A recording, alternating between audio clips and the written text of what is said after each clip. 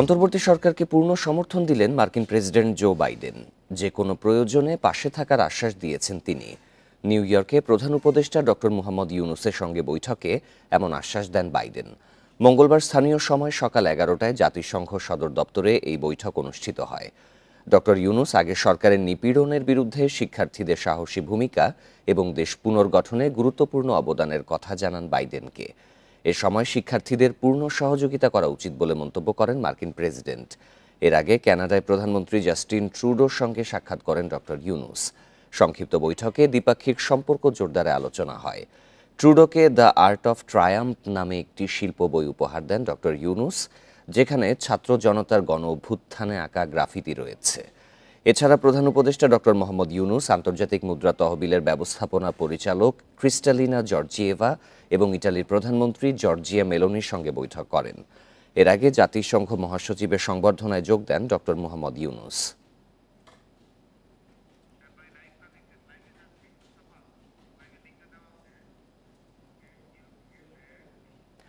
Doctor ইউনুসের সঙ্গে বাইডেনের বৈঠক নিয়ে আগেই জানিয়েছি, আরও জানাতে বা নিউ ইয়র্ক থেকে যোগ দিচ্ছেন সহকর্মী এস সোলায়মান।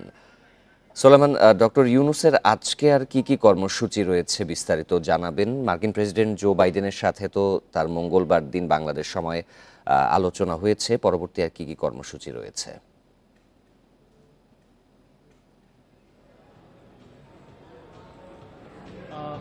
মার্কিন প্রেসিডেন্ট জো বাইডেনের সাথে আসলে কি আলোচনা হয়েছে সেটা আছে আমরা আসলে খুব অল্পই জানতে পেরেছি, কারণ বিস্তারিত জানা যাবে। আপনি দেখছেন যে আমরা দাঁড়িয়ে আছি এখন সেই ম্যানহাটন গ্র্যান্ড হায়াত হোটেলে, যেখানে এখানকার দ্বিতীয় তলাতেই অবস্থান করছেন ডক্টর মোহাম্মদ ইউনুস, অন্তর্বর্তী সরকারের প্রধান উপদেষ্টা নোবেল বিজয়ী ডক্টর মোহাম্মদ ইউনুস। এই হোটেলেই আগামী 27শে তারিখ পর্যন্ত তিনি এখানেই থাকবেন এবং কিছুক্ষণের মধ্যেই পররাষ্ট্র উপদেষ্টা তহিদুল ইসলাম সাংবাদিকদের ব্রিফ করবেন যে আজকে সারাদিনের কর্মসূচি কী ছিল এবং কার কার সাথে কথা হয়েছে এবং মার্কিন প্রেসিডেন্ট জো বাইডেনের সাথে আসলে কি কথা হয়েছে, কি প্রস্তাব দেওয়া হয়েছে, অথবা মার্কিন প্রেসিডেন্ট কি আশ্বাস দিয়েছেন বাংলাদেশের জন্য। তবে আমরা যতটুকু প্রত্যক্ষ অথবা পরোক্ষভাবে জানতে পেরেছি যে মার্কিন প্রেসিডেন্ট জো বাইডেন নতুন বাংলাদেশ বিনির্মাণে উনি সার্বিক সহায়তা,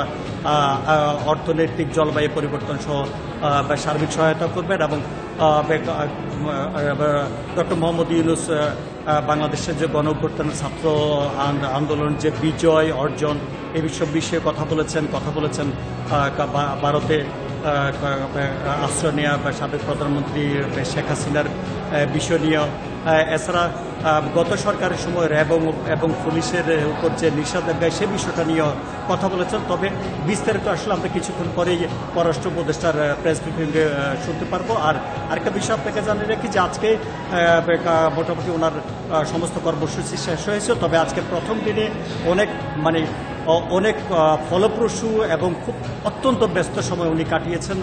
আপনি যেমনটা বলেছেন যে মার্কিন প্রেসিডেন্ট, কানাডার প্রধানমন্ত্রী, ব্রাজিলের সরকার প্রধান, ইটালির সরকার প্রধান, বিশ্ব ব্যাংক, IMF সহ বিভিন্ন দাতা সংস্থা এবং জাতিসংঘের প্রতিনিধির সাথে উনি বৈঠক করেছেন। শুধু তাই না, আরেকটা বিষয় জানিয়ে রাখি যে আজকে প্রবাসী বাংলাদেশিরা যেমনটা বলছেন যে আজকে মনে হচ্ছে যে বাংলাদেশ রব উঠেছে যুক্তরাষ্ট্র এবং জাতিসংঘে, কারণ বাংলাদেশ ডক্টর মোহাম্মদ ইউনুস শুধু বাংলাদেশের একজন রোল মডেল নয়, তিনি বিশ্বের একজন রোল মডেল। কারণ বাংলাদেশ মিশন সূত্রে জানা গেছে অনেক বিশ্ব নেতা এবং অনেক দেশের সরকার প্রধান ডক্টর মোহাম্মদ ইউনুসের সাথে দ্বিপাক্ষিক বৈঠক করার জন্য নিজে থেকে প্রস্তাব দিয়েছেন, যেখানে একটি উন্নয়নশীল দেশের সরকার প্রধান, বিভিন্ন দেশের সরকার প্রধান কিংবা উন্নতশীল বিভিন্ন দেশের সরকার প্রধানের সাথে বৈঠক করার জন্য নিজেরা লবিং করতে হয় অথবা অ্যাপয়েন্টমেন্ট নিতে হয়। সেখানে ডক্টর মোহাম্মদ ইউনুস অনেক অনির্ধারিতভাবে ব্যস্ততার মধ্যেও উনি ওনার সেই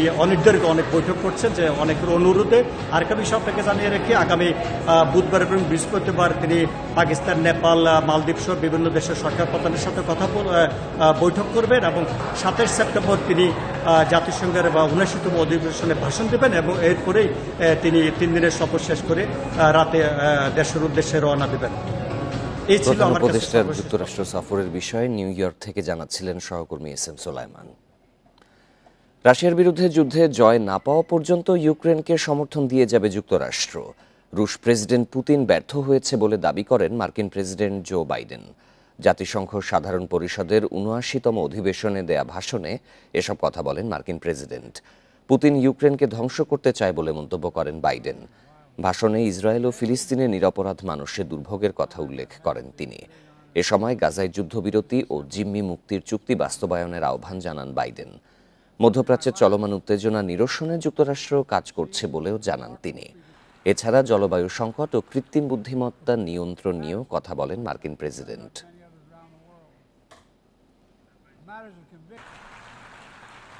I know many look at the world today and see difficulties.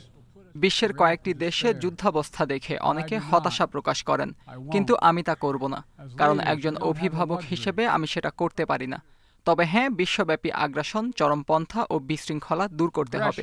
আমার সাফ কথা, জয় না পাওয়া পর্যন্ত ইউক্রেনকে সমর্থন দিয়ে যাব। এছাড়া গাজায় যুদ্ধবিরতির চুক্তি নিয়েও আমি আশাবাদী। গত বছরের ৭ অক্টোবর ইসরায়েলে হামাস যে ভয়াবহতা দেখিয়েছে তা যেন আর না ঘটে।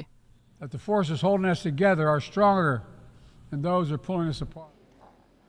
নরসিংদীতে শিক্ষার্থী হত্যার দায়ে সাবেক শিল্পমন্ত্রী নুরুল মজিদ মাহমুদ হুমায়ুনকে গ্রেপ্তার করা হয়েছে। রাতে রাজধানীর গুলশান থেকে তাকে গ্রেপ্তার করে র্যাব। ভোরে র্যাবের পক্ষ থেকে এই তথ্য নিশ্চিত করা হয়েছে।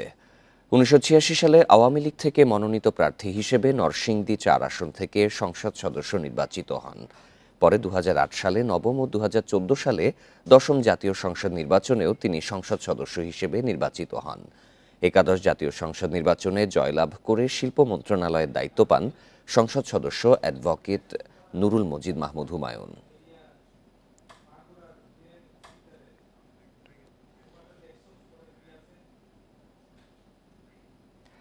এখন থেকে ১২০ দিন মাতৃত্বকালীন ছুটি আর দৈনিক হাজিরার সঙ্গে অতিরিক্ত ২২৫ টাকা করে পাবেন পোশাক শ্রমিকরা।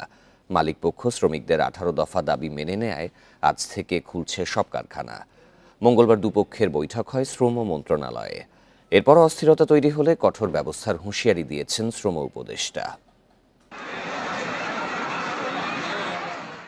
অন্তর্বর্তী সরকার দায়িত্ব নেয়ার পর আগস্টের শেষ দিকে সাভার, আশুলিয়া ও গাজীপুরের কারখানায় শ্রমিক বিক্ষোভ শুরু হয়।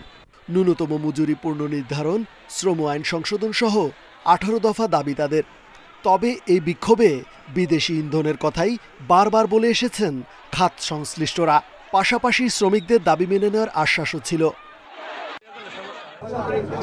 মঙ্গলবার শ্রম মন্ত্রণালয়ের সভাকক্ষে গার্মেন্টস মালিক শ্রমিকদের বৈঠক হয়। পরে এ নিয়ে কথা বলেন নেতারা। আমার বিশ্বাস যে এই ঘোষণাগুলো দেওয়া হয়েছে, আজকের আমাদের এই সরকারকে স্পেস দেওয়া দরকার। সরকারকে আমাদের নার্চার করা প্রতিটি মানুষের দায়িত্ব। যে কোনো ফ্যাক্টরিতে বসেই তারা যেন কথা বলে শেষ করে, যদিও আর আলোচনার কোনো বিষয় এখানে থাকছে না, কিন্তু কোথাও যেন কোনো রাস্তা বন্ধ না হয়, কোনো ভাঙচুর না হয়, এটা আমার উদ্যত আহ্বান থাকবে। শ্রম সচিব জানান, কারখানায় স্থিতিশীল পরিবেশ ফেরাতে ১৮ দফা মেনে নিয়েছেন মালিকরা। বিগত সরকারের সময় শ্রমিকদের দমিয়ে রাখা হয়েছিল।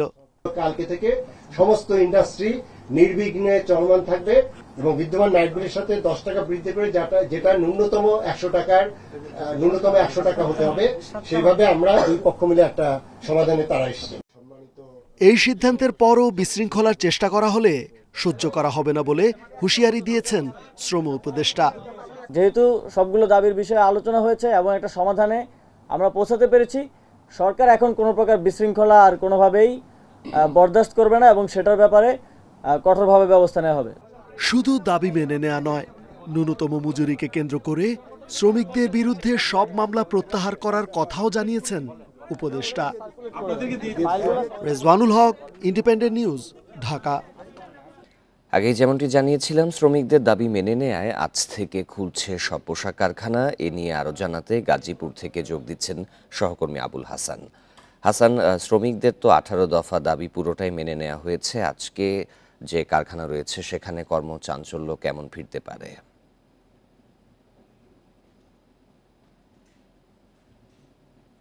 দেখুন, গাজীপুরে 2000-এর বেশি তৈরি পোশাক কারখানা রয়েছে এবং আপনি জানেন যে গতকাল সরকার শ্রমিকদের যে 18 দফা দাবি সেগুলো মেনে নিয়েছেন এবং আজকে শ্রমিকরা কাজে যোগ দেবেন। যেহেতু সকাল 7টা বাজে, এখন সকাল 8টার ভিতরে অনেক শ্রমিক কারখানায় যোগদান করেন এবং সেই লক্ষ্যে তাদের প্রস্তুতি চলছে এবং অনেকে বিভিন্নভাবে কারখানায় আসছেন এবং আমরা যেটা ধারণা করছি যে সকাল 7:30টা থেকে যে শ্রমিকদের যে স্রোত, কর্মমুখী কারখানামুখী তাদের যে স্রোত সেটি শুরু হবে এবং শ্রমিকরা তাদের যে নির্ধারিত কাজ সেখানে যোগদান করবেন। আমরা এখানে শিল্প পুলিশ কারখানা কর্তৃপক্ষের সঙ্গে কথা বলেছিলাম। তারা যেটি জানিয়েছেন যে সরকারের যে সিদ্ধান্ত এবং বিজিএমই মালিক সহ সবাই যে গতকাল যে সিদ্ধান্ত নিয়েছে যে শ্রমিকদের 18 দফা দাবি মেনে হবে, সেগুলো যাতে দ্রুত কার্যকর হয় এবং এগুলো যাতে বাস্তবায়িত হয় সেইভাবে তারা এখানে চেষ্টা চালাবেন। এবং শ্রমিকদের সঙ্গে আমরা এখনও কথা বলতে পারিনি, যেহেতু শ্রমিকরা মাত্রই তারা কিছু অংশ আসছেন এবং বেশিরভাগই এখনও কারখানায় যোগদান করেনি। সকাল 7:30টার দিকে তারা কারখানায় আসবেন বলে আমরা জানতে পেরেছি। তবে গাজীপুরের অধিকাংশ শিল্প কারখানা কিন্তু আজকে খোলা রয়েছে। আপনাকে বলে রাখি যে গতকালও কিন্তু গাজীপুরে বেশিরভাগ কারখানা খোলা ছিল এবং যথারীতি সেখানে কাজ হয়েছে। কোনো ধরনের শ্রমিক অসন্তোষের খবর কিন্তু আমরা পাইনি। আজকেও মালিক শ্রমিকরা আশা করছেন যে কোনো ধরনের অপ্রীতিকর ঘটনা ঘটবে না এবং শ্রমিকরা শান্তিপূর্ণভাবে তারা কাজে যোগদান করবেন, তারা নির্ধারিত যে কাজ সেই কাজ করবেন এবং শতভাগ এখানে যে উৎপাদন প্রক্রিয়া সেটি সচল থাকবে বলে এখানকার কারখানা কর্তৃপক্ষ আশা করছেন। এবং আইনশৃঙ্খলা বাহিনীর সদস্যরা বলছেন যে যাতে কোনো ধরনের বিশৃঙ্খলা না হয় সেই ব্যাপারে তারা সচেষ্ট রয়েছেন। অতিরিক্ত শিল্প পুলিশ এখানে মোতায়েন রয়েছে, পাশাপাশি জেলা পুলিশ, মহানগর পুলিশ কাজ করছে, সেনাবাহিনী টহল রয়েছে। মোটা তাকে যদি বলি যে সার্বিক পরিবেশ রয়েছে তাতে এখন পর্যন্ত গাজীপুর শান্ত বলা চলে। এই ছিল গাজীপুরের শিল্প কারখানার সর্বশেষ পরিস্থিতির খবর। আজ থেকে খুলছে পোশাক কারখানা। গাজীপুর থেকে পরিস্থিতি জানাচ্ছিলেন সহকর্মী আবুল হাসান। সাবেক সেনাপ্রধান জেনারেল আজিজ আহমেদের প্রভাব খাটিয়ে তার দুই ভাই হারিস আহমেদ ও তোফায়েল আহমেদ ওরফে জোসেফের করা 4টি জাতীয় পরিচয়পত্র বাতিল করেছে নির্বাচন কমিশন। দেশে মিলবে না ওই এনআইডিগুলোর কোনো সুবিধা। মঙ্গলবার নির্বাচন কমিশনের জাতীয় পরিচয় নিবন্ধন অনুবিভাগের মহাপরিচালক মোহাম্মদ মাহবুব আলম তালুকদার ইন্ডিপেন্ডেন্ট টেলিভিশনকে এই তথ্য জানান।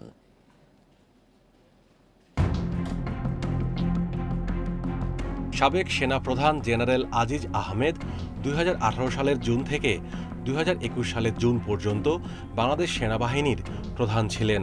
5 ভাইয়ের মধ্যে আজিজ সবার বড়। তবে তার ভাইয়েরা নিয়মিত সংবাদ শিরোনাম হয়েছেন খুন, চাঁদাবাজি ও অবৈধ আগ্নেয়াস্ত্র রাখার জন্য। 2018 সালে যাবজ্জীবন সাজাপ্রাপ্ত তোফায়েল আহমেদ ওরফে জোসেফ তৎকালীন রাষ্ট্রপতির ক্ষমায় মুক্তি পান।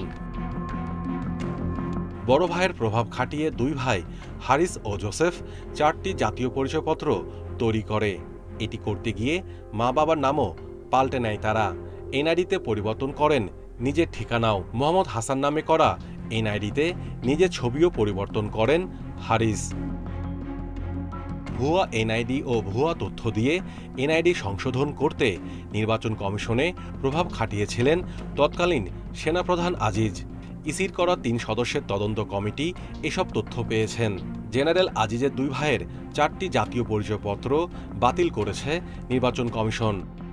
জেনারেল আজিজ তখন সেনাপ্রধান ছিল, ওই সময় ওনার একটা জোর তদবির ছিল যে এটা যেন করা হয়। ওখানে তো সাধারণত একটা ভোটার সিরিয়াল নাম্বার থাকে, ওখানে কিন্তু এই দুজনেরই সিরিয়াল নম্বর 0-তে চলে আসছে।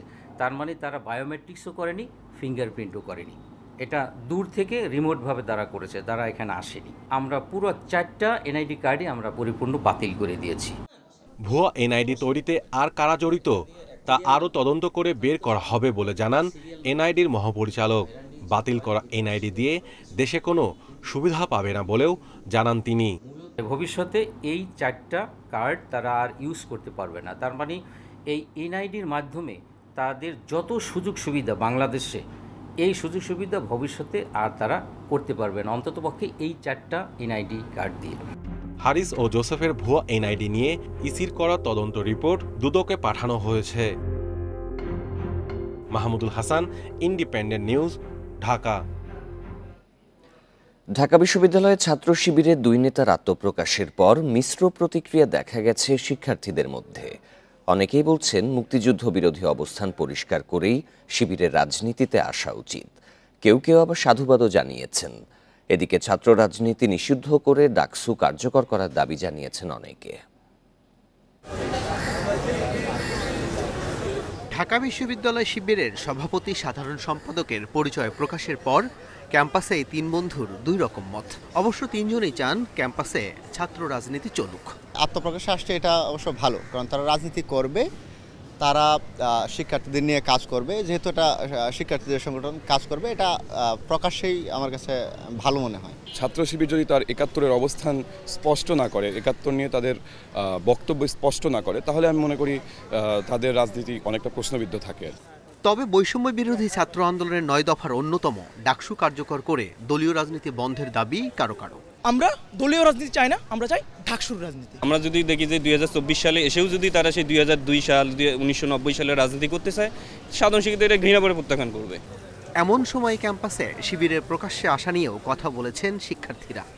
যেদিন ক্যাম্পাসে ছাত্র রাজনীতি নিষিদ্ধ করা হলো, ওই ঠিক সেই দিনই কেন শিবির তাদের সামনে আসলো, এটা খুবই কন্ট্রাডিক্টরি একটা ব্যাপার। ঢাকা বিশ্ববিদ্যালয় শিবিরের সদ্য বিদায়ী সভাপতির দাবি ফ্যাসিবাদ হটানোই মূল লক্ষ্য ছিল, তাই সাধারণ শিক্ষার্থীর ব্যানারেই ছিল শিবিরের কর্মীরা। তবে তাদেরকে কেউই চিনত না, এমন ধারণা ভুল বলে দাবি তার। এই আন্দোলনের শুরু থেকে কিন্তু এরকমই একটা ব্যাপার ছিল যে যারা সকল রাজনৈতিক দল, যে কোনো মতের মানুষ এই আন্দোলন সম্পৃক্ত হতে পারে। একটা কঠিন পরিস্থিতি ছিল বিশ্ববিদ্যালয়ে, মত প্রকাশের স্বাধীনতা ছিল না কারোই, এবং অসংখ্য শিক্ষার্থীকে শিবির নামে নির্যাতন করা হতো। দলীয় রাজনীতি নিষিদ্ধে বৈষম্য বিরোধী ছাত্র আন্দোলনের দাবির সাথে শিবির নেতাদের আত্মপ্রকাশ সাংঘর্ষিক কিনা তা নিয়েও কথা বলেন তিনি। ওই দফাটা মূলত ক্যাম্পাসে বলতে ওইটা হলগুলোতে যে টর্চারের রাজনীতি, এটাকে মিন করা হয়েছিল মনে হয়, কারণ যেহেতু হলে নির্যাতনটা হতো মূলত। রাজনীতি যেহেতু সাংবিধানিক অধিকার, কিন্তু এটা তো আমরা আসলে কেড়ে নিতে পারি না, যে কারো রাজনীতি করার অধিকার আছে। ছাত্র রাজনীতির আমূল সংস্কারই লক্ষ্য বলে জানান শিবির নেতারা। আল আমিন হক অহন, ইন্ডিপেন্ডেন্ট নিউজ, ঢাকা। 2018 থেকে 6 বছরের সংখ্যালঘুদের ওপর হামলার ঘটনার 307টি মামলায় চার্জশিট হয়েছে 179টির, বিচার সম্পন্ন হয়েছে 7টির। এছাড়া 14টি মামলায় খালাস পান আসামিরা। নির্বিঘ্নে দুর্গাপূজা আয়োজনে শতভাগ নিরাপত্তা চেয়েছেন হিন্দু সম্প্রদায়ের নেতারা।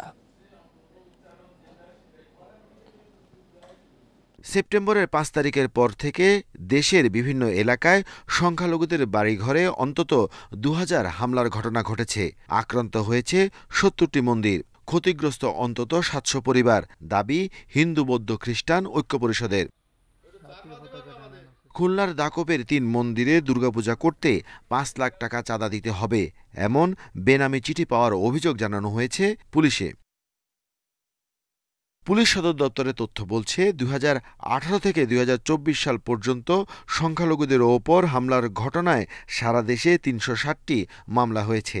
চার্জশিট হয়েছে 179টির। চূড়ান্ত প্রতিবেদনে 79টিতে কোনো প্রমাণ মেলেনি। এছাড়া 49টি মামলার এখনও তদন্ত চলছে। 60টি মামলার বিচার সম্পন্ন হয়েছে এবং 14টিতে খালাস পান আসামিরা। সুষ্ঠু তদন্ত ও বিচার না হওয়ার কারণেই বারবার হামলা, বলছেন সংখ্যালঘু সম্প্রদায়ের নেতারা। 2010টি ঘটনা, তাতে 1705টি পরিবার সেখানে আক্রান্ত হয়েছে। হত্যা, যেটা আমি বলেছি, নারী নির্যাতন, এগুলি সবগুলি রয়েছে। উপাসনালয়ে আমরা 69টি উপাসনালয়ে হামলার বিবরণ আমরা তুলে ধরেছি। খুলনা দাকপে বলছে যে প্রতিমা তোমরা পুজো করতে গেলে 5 লক্ষ টাকা করে চাঁদা দিতে হবে। নির্বিঘ্নে পূজা আয়োজনে আশ্বস্ত করে পুলিশ বলছে নিরাপত্তায় নেওয়া হয়েছে বিশেষ ব্যবস্থা। নতুন হামলাগুলোরও তদন্ত শুরু হয়েছে। কেউ যদি কোনো ধরনের অপ্রীতিকর অবস্থা সৃষ্টি করে, সেই জন্য কিন্তু পুলিশ তৎপর রয়েছে। পুলিশ যদি এই ধরনের পরিস্থিতি কেউ সৃষ্টি করতে চায়, সেটা কিন্তু পুলিশ সাথে সাথে সেটি কিন্তু আইনানুগ ব্যবস্থা গ্রহণ করবে। তো যে কোনো ধরনের অভিযোগ যখন আমরা পাই, আমরা কিন্তু সাথে সাথে সেটির ব্যবস্থা গ্রহণ করে থাকি। সারা দেশে পূজা মণ্ডপে কোনো হামলার সংখ্যা দেখা দিলে জরুরি সেবা নম্বরে কল করলে মিলবে পুলিশের সহায়তা। Arafatur Rahman, Independent news, Dhaka. রাজধানী সড়কে প্রতি বর্গ কিলোমিটারে অন্তত 2000 ব্যাটারি চালিত রিকশা। ঢাকায় গত 1.5 মাসে 4 লাখ বেড়ে মোট সংখ্যা দাঁড়িয়েছে 6 লাখের বেশি। ব্যাটারি রিকশার দৌরাত্মে বাড়ছে দুর্ঘটনা, ঘটছে বিদ্যুৎ চুরি। আর এজন্য ট্রাফিক পুলিশের নিষ্ক্রিয়তার পাশাপাশি বিআরটিএ সহ সংশ্লিষ্ট সব পক্ষের দায় দেখছেন পরিবহন বিশেষজ্ঞরা। সেপ্টেম্বরের শুরুতে প্রাইভেট কারের সঙ্গে ব্যাটারি চালিত রিকশার এই সংঘর্ষ মিরপুরের কালশীতে। এমন দুর্ঘটনা প্রায় প্রতিদিনই ঘটছে রাজধানীর কোথাও না কোথাও। আওয়ামী লীগ সরকারের আমলে এসব রিকশা চলাচলের অনুমতি মিললেও গতিবিধি ছিল মূলত অলিগলিতে। এখন দাপিয়ে বেড়াচ্ছে প্রধান সড়কগুলোতেও। বুয়েটের তথ্য বলছে, আগস্ট থেকে 1.5 মাসে ঢাকায় সংখ্যা বেড়েছে অন্তত 4 লাখ। পুলিশের নিষ্ক্রিয়তায় এসব বাহন প্রধান সড়কে চলাচল করছে। দায় রয়েছে বিআরটিএ, নগর কর্তৃপক্ষ সহ সব পক্ষেরই। বুয়েটের গবেষণা বলছে, ঢাকায় 18 ধরনের যানবাহনের মধ্যে সবচেয়ে ঝুঁকিপূর্ণ ব্যাটারি চালিত রিকশা। বিআরটি অনেক সময় এই ঘোরা যুক্তি সামনে নিয়ে আসে যে তারা রেগুলেটরি বডি, তারা এই ধরনের যানবাহনের অনুমোদন দেয়নি, তাই তারা নিয়ন্ত্রণও করছেন না। আমি মনে করি এটা বলার সুযোগ নাই। অনুমোদনের বাইরে যানবাহনগুলি যে তৈরি হচ্ছে, অ্যাসেম্বল হচ্ছে বা সড়কে নেমে আসছে, এটা নিয়ন্ত্রণ করার দায়িত্ব কিন্তু তাদের। অন্তর্বর্তী সরকার ক্ষমতায় আসার পরপরই ব্যাটারি চালিত রিকশা বন্ধের দাবি উঠলেও শেষ পর্যন্ত সুরাহা হয়নি। সম্প্রতি অবৈধ এসব রিকশা নিয়ন্ত্রণে অভিযানে নেমেছে ডিএমপি।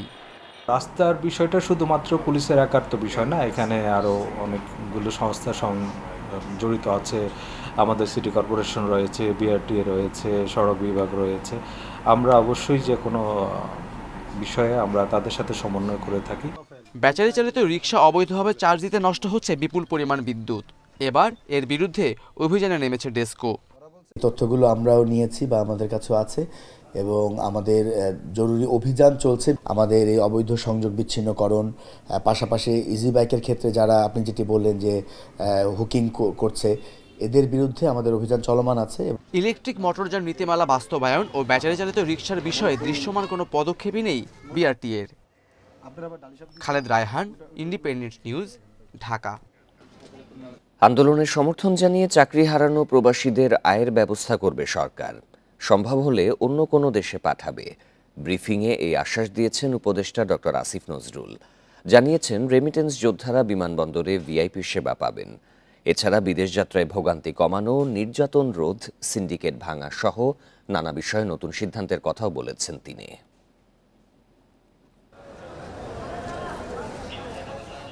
বিদেশে দূতাবাসে এবং দেশের এয়ারপোর্টে সেবা না পাওয়া সহ নানা অভিযোগ রয়েছে প্রবাসী শ্রমিকদের। এসব নিয়ে বিভিন্ন সরকার কাজ করার কথা বললেও বড় পরিবর্তন আসেনি। মন্ত্রণালয়ের দায়িত্ব নেয়ার পর মঙ্গলবার প্রথম সংবাদ সম্মেলনে এগুলো নিয়ে কথা বলেন ডক্টর আসিফ নজরুল। জানান, এখন থেকে প্রবাসী কল্যাণ ব্যাংকে সরাসরি অর্থ পাঠাতে পারবেন কর্মীরা। শোধ করা যাবে ঋণও। মানি এক্সচেঞ্জের খরচ পরিশোধ করা হবে দেশের ব্যাংকে। এছাড়া ওয়েজ আর্নার্স বন্ডের 1 কোটি টাকার সীমাও বাতিল করা হয়েছে। উপদেষ্টা বলেন, মালয়েশিয়ায় শ্রমিক পাঠানো সহ সব অনিয়ম, দুর্নীতি আর সিন্ডিকেটের ব্যাপারে তদন্ত করবে মন্ত্রণালয়। মার্কেটটা ইনভেস্টিগেট করছি মালয়েশিয়ার ব্যাপারে। আমরা অবশ্যই স্যারের সহযোগিতা পাবো। সাব এজেন্টরা এখনো প্রবাসী যারা মালয়েশিয়া যেতে পারেনি তাদের ক্ষেত্রে টাকা ফেরতের ক্ষেত্রে মাত্র 25% অগ্রগতি হয়েছে। এয়ারপোর্টে প্রবাসীদের বাড়তি সেবা নিশ্চিতেও কাজ চলছে। এছাড়া বিদেশ যাত্রার ব্যয় কমাতে সাব এজেন্টদের রেজিস্ট্রেশন ব্যবস্থা চালু করার চিন্তা মন্ত্রণালয়ের। আপনারা জানেন 57 জন না, আরো অনেকেই বন্দী ছিলেন, অনেকেই ফিরে আসছেন। 87 জনকে আমরা এনলিস্ট করতে পেরেছি। আমরা উনাদেরকে কর্মসংস্থানের ব্যবস্থা করব বাংলাদেশে। প্রথম স্তরে মধ্যপ্রাচ্যে যে সমস্ত শ্রমিক, যে সমস্ত কর্মীরা যাচ্ছেন, ওনারা যখন ফেরত আসবেন, একজন ভিআইপি যেরকম ট্রিটমেন্ট পান, প্রত্যেকটা স্তরে পাশে দাঁড়িয়ে হেল্প করবে প্রবাসী কল্যাণ ডেস্কের কর্মী। উপদেষ্টা জানান, নারী কর্মীকে নির্যাতন থেকে বাঁচাতে সেন্ট্রাল মনিটরিং সিস্টেম গড়ে তোলা হবে। কোনো বিষয়ে দূতাবাস অবহেলা করলেও ব্যবস্থা নেবে মন্ত্রণালয়। Sultana Jahan Mitu, Independent news, Dhaka. Bank খাতে সংস্কার ও অর্থ পাচার রোধে আইএমএফ-এর কারিগরি সহায়তা চেয়েছে বাংলাদেশ। মঙ্গলবার সচিবালয়ে আইএমএফ-এর একটি প্রতিনিধি দলের সঙ্গে বৈঠক শেষে সাংবাদিকদের একথা জানান অর্থ উপদেষ্টা ডক্টর সালেউদ্দিন আহমেদ। এদিকে রিজার্ভের শর্ত পূরণ করতে না পারলেও বাংলাদেশ ব্যাংক সঠিক পথে রয়েছে বলে জানিয়েছে আইএমএফ। একই দিন বিকেলে বাংলাদেশ ব্যাংক গভর্নরের সাথে বৈঠক শেষে একথা জানানো হয়। গত দেড় দশকে ব্যাংক খাতে অনিয়ম, লুটপাট ও অর্থ পাচারের কারণে চরম সংকটে দেশের আর্থিক খাত।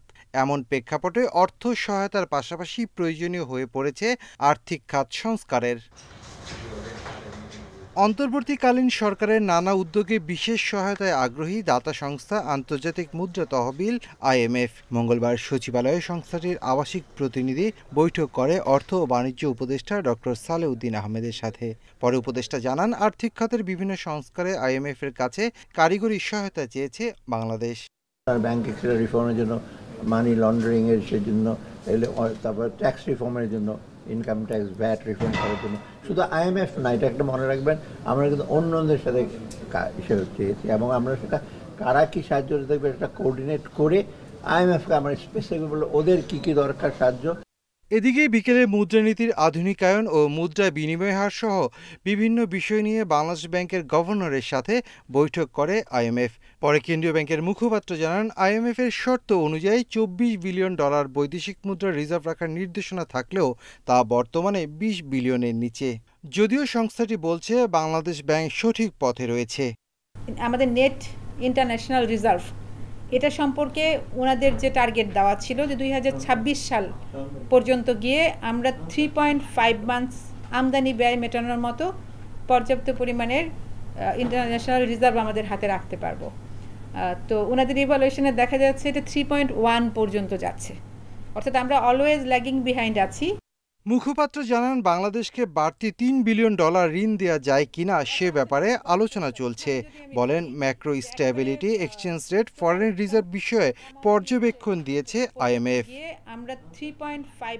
Shafil Alam Sujon, independent news, Dhaka.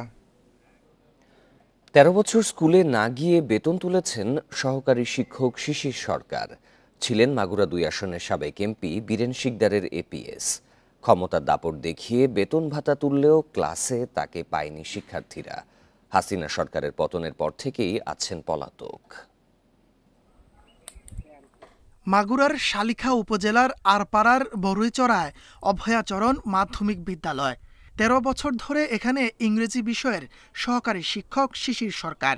স্কুলে পাঠদানের বদলে পুরো সময় জুড়ে তিনি ছিলেন সাবেক MP ও পরে যুব ও ক্রীড়া প্রতিমন্ত্রী বীরেন শিকদারের APS। শিক্ষক হিসেবে তাকে ক্লাসে দেখেননি বর্তমান ও সাবেক শিক্ষার্থীরা, তবে তুলে নিয়েছেন বেতন ভাতা। 6 থেকে ক্লাস স্কুলে আসছি পর্যন্ত তাকে ক্লাস নিতে দেখিনি। প্রতিমন্ত্রীর APS শিশিরের দাপটে অসহায় স্থানীয় প্রশাসন, শিক্ষক, শিক্ষার্থী ও তাদের অভিভাবকরাও মুখ খুললেননি ভয়ে। তাই চাকরি না করেও সমস্যা হয়নি বেতন ভাতা তুলতে। তিনি ঠিক মতন বেতন তুলে এনেছে, ব্যাংকে যায়, কিন্তু কোনদিন ক্লাস নিতে আসেনি। 2 বছর 4 বছরে 1 দিন 2 দিন দেখা গেছে, তাছাড়া নিয়মিত কোনোদিন দেখিনি। শিশির সরকার মাঝে মধ্যে স্কুলে এসে সই করে যেতেন হাজিরা খাতায়, সাথে করে নিয়ে আসতেন প্রতিষ্ঠানের ব্যবস্থাপনা কমিটির সভাপতি নারায়ণ বরকে। শিশির সরকার নামে যে টিচার আমার স্কুলে ছিল, তিনি মাঝে মাঝে স্কুলে আসতো যদি সেদিন সভাপতির সাথে নিয়েই আসতো, সভাপতির সাহায্যে সে হাজিরা খাতায় স্বাক্ষর করতো। 5 আগস্ট শেখ হাসিনা সরকার পতনের পর শিশির সরকার তার নিযুক্ত করণিক সুজয় রায়ের মাধ্যমে 2 মাসের ছুটি ও অনুমোদনের রেজুলেশন সই করিয়ে নেন। তবে এতে প্রধান শিক্ষকের দায় দেখছে জেলা শিক্ষা অফিসার। 2011 সাল থেকে 2024 সালে 4 আগস্ট পর্যন্ত হাজিরা খাতায় স্বাক্ষর রয়েছে এবং যতটুকু আমরা জানতে পারছি যে তিনি অনুপস্থিত থাকা অবস্থায় বিষয়টা বিদ্যালয়ের প্রধান শিক্ষিকাই সদুত্তর দিতে পারবেন। অভিযুক্ত শিশির সরকার ও নারায়ণ বরের বিরুদ্ধে অভিযোগের বিষয়ে বক্তব্য জানার চেষ্টা করলেও তাদের ফোন বন্ধ পাওয়া যায়। Independent news. 3 কোটি টাকার বিনিময়ে ডিসি হিসেবে পদায়নের অভিযোগ তদন্তে কমিটি গঠন করা হয়েছে। জাতীয় একটি পত্রিকায় প্রতিবেদন প্রকাশ হওয়ার পর 1 সদস্যের কমিটি গঠন করা হয়। জনপ্রশাসন মন্ত্রণালয়ের অতিরিক্ত সচিব রেজাউল মাকসুদ জাহিদিকে কমিটির সদস্য করে মঙ্গলবার প্রজ্ঞাপন জারি করা হয়। এতে বলা হয়েছে, পত্রিকায় যে চেক আদান প্রদানের তথ্য দেওয়া হয়েছে তা সত্য কিনা তা যাচাই করবে কমিটি। প্রতিবেদনে বলা হয়, জনপ্রশাসন মন্ত্রণালয়ের এক যুগ্ম সচিবের কক্ষ থেকে ৩ কোটি টাকার একটি চেক উদ্ধার হয়েছে। পদায়ন হওয়া এক জেলা প্রশাসকের পক্ষে ওই যুগ্ম সচিবকে চেকটি দেন এক ব্যবসায়ী। তবে কাঙ্ক্ষিত জেলায় পদায়ন না হওয়ায় চেকের বিপরীতে টাকা জমা দেননি ওই ব্যবসায়ী।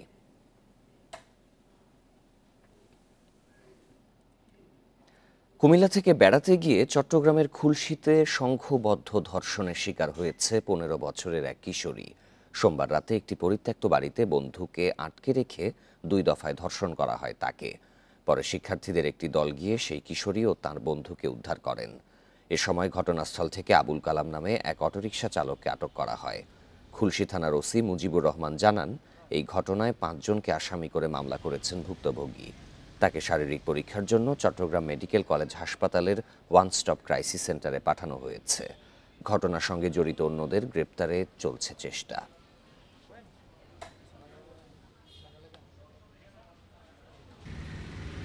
হয়ে গেছে মামলা, একজন অ্যারেস্ট আছে, আর ভিকটিমকে যে ইয়াতে ওই কি বলে ওসিসিতে মেডিকেলে ওখানে পরীক্ষা নিরীক্ষার জন্য পাঠানো হয়। ডেঙ্গুতে একদিনে আরও ৩ জনের মৃত্যু হয়েছে। চলতি মাসে এ নিয়ে মৃতের সংখ্যা দাঁড়ালো ৫৩ জনে। ২৪ ঘন্টায় ডেঙ্গু আক্রান্ত ৮০১ জন হাসপাতালে ভর্তি হয়েছেন। মঙ্গলবার স্বাস্থ্য অধিদপ্তরের প্রতিবেদনে এই তথ্য জানানো হয়। প্রতিবেদনে বলা হয়, ২৪ ঘন্টায় ডেঙ্গু আক্রান্তের মধ্যে ২৬৮ জন রাজধানীর হাসপাতালগুলোতে ভর্তি হয়েছেন। এর বাইরে ঢাকা বিভাগে ২০৮ জন, চট্টগ্রাম বিভাগে ১২৬, খুলনায় ৬১, বরিশাল বিভাগে ৫৫, রাজশাহীতে ৩৭, ময়মনসিংহ বিভাগে ২৭, রংপুরে ১৭, সিলেটে ২ জন রোগী ভর্তি হয়েছেন। এছাড়া মঙ্গলবার পর্যন্ত দেশের বিভিন্ন হাসপাতালে চিকিৎসা নিচ্ছেন ২,৮৫৫ জন রোগী। চলতি বছর এখনো পর্যন্ত ডেঙ্গুতে আক্রান্ত হয়ে ২৫,৭০১ জন হাসপাতালে ভর্তির তথ্য রয়েছে।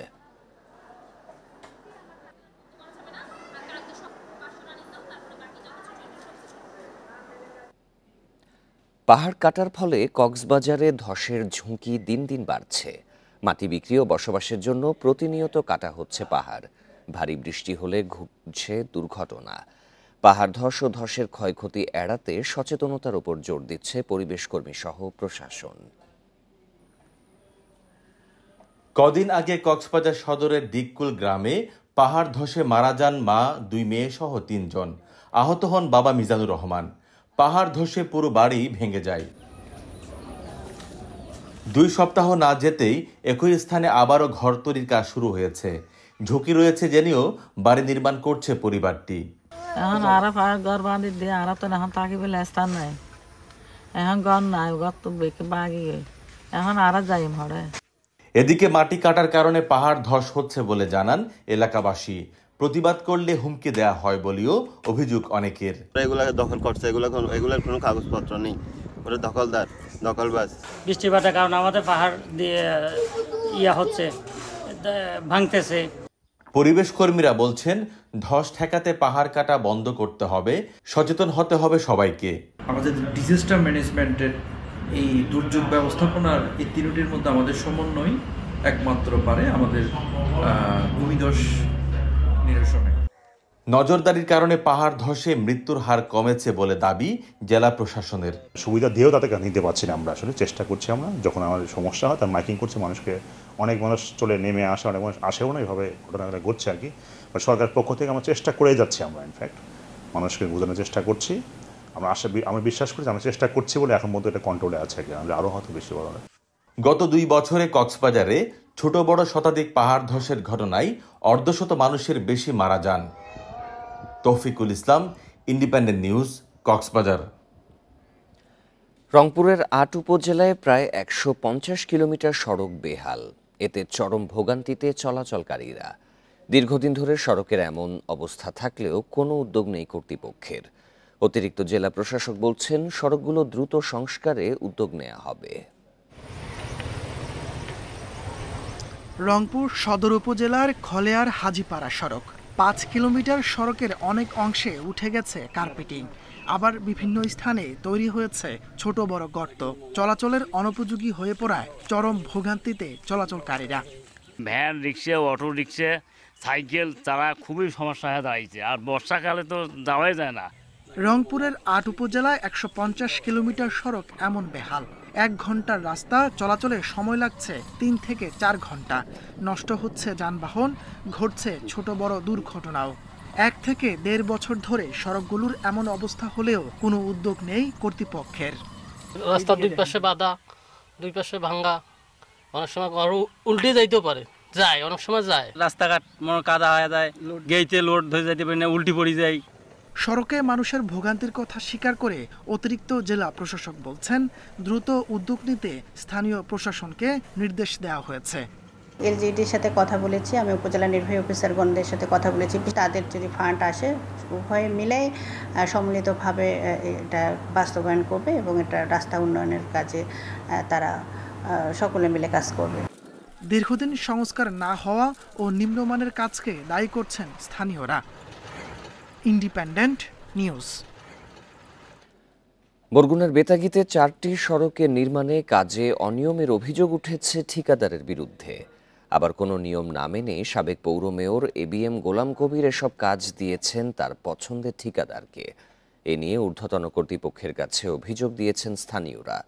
অনিয়মের বিষয়টি খতিয়ে দেখা হচ্ছে বলে জানিয়েছেন পৌর প্রশাসক। বরগুনার বেতাগীর পৌর এলাকার 10টি সড়কের নির্মাণ কাজ পায় খান এন্টারপ্রাইজ। দরপত্র আহ্বানের 4 মাস পার হলেও কাজ শুরু হয়েছে 4টি সড়কের।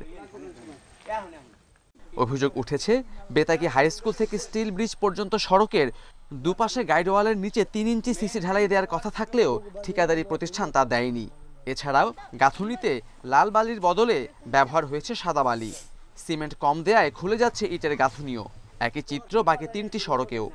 সাবেক উপজেলা চেয়ারম্যান খলিলুর রহমানের কাজ এই 15 বছর পর্যন্ত একইভাবে চলতেছে।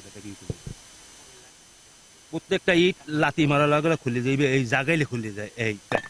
এই দেখেন অনিয়মের অভিযোগ আছে টেন্ডার প্রক্রিয়া নিয়েও। এই ট্রেড লাইসেন্স মেয়রও দিতে পারতেছে না এবং সেই জন্য কোনো ঠিকাদার বাইরের ঠিকাদার এই বেতাগী কাজে অংশগ্রহণ করতে পারতেছে। মেয়র সাহেব তার পার্টনার, পৌরসভার 80% কাজ তার নামে গেছে, কিন্তু পৌর মেয়র এবং সে পার্টনার, তাদের একাত জমি জমাও কেনা একাত। 5 আগস্ট থেকে পলাতক রয়েছেন ঠিকাদার ও পৌর মেয়র। আর প্রশাসন বলছে অনিয়মের বিষয়টি খতিয়ে দেখা হচ্ছে। অতীত সময়ে কি কি কর্মকাণ্ড হয়েছে এবং সেখানে কি ত্রুটি বিচ্যুতি আছে অবশ্যই আমরা খুব খতিয়ে দেখব এবং ভবিষ্যতে যাতে খুব সুন্দরভাবে কাজগুলো শেষ হয় সেক্ষেত্রে যা করণীয় তা আমরা করব। প্রায় 18 কোটি টাকা ব্যয়ে 10টি সড়কের নির্মাণ কাজ পায় খান এন্টারপ্রাইজের মালিক Khalilur Rahman. Independent News desk. Barishal city corporation গঠনের 22 বছর পার হলেও আজও গঠন হয়নি বরিশাল উন্নয়ন কর্তৃপক্ষ। গেজেটের মাধ্যমে গঠন করা বরিশাল উন্নয়ন অধিদপ্তরের করা নগর পরিকল্পনাও আলোর মুখ দেখেনি 13 বছরে। এতে বরিশাল নগরী পরিণত হয়েছে অপরিকল্পিত শহরে।